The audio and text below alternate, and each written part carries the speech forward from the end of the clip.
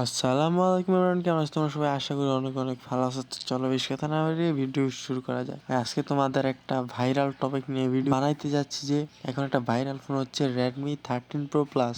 এই ফোনটা বাংলাদেশে অনেক ভাইরাল, বা ক্যামেরা কোয়ালিটি বলো আর প্রসেসিং বলো খুবই সুন্দর, আর গেম প্লে খুব ভালো হয়।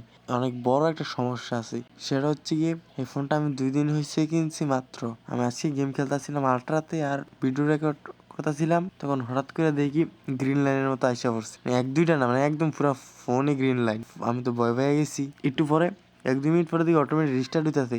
আর আমার তো ভাই শ্বাস আইছে, আমার তো একবারে দম বন্ধ হয়ে গেছিল কিছুক্ষণের লাগিয়া। দেখি গ্রিন লাইন থেকে রিস্টার্ট হয়ে ঠিক হইতেছে। বুঝলাম এটা কি সমস্যা, ডিসপ্লে সমস্যা নাকি প্রসেসরের সমস্যা। আমারটা হচ্ছে আনঅফিসিয়াল ফোন, বলতে পারি না, আনঅফিসিয়ালটা মনে হয় এই সমস্যাটা দেখা দিতেছে। সো একটু দেখে কিনেন, এত টাকা দিয়ে যেহেতু ফোন কিনবেন, সবাই একটু দেখে শুই না ফোন কিনেন।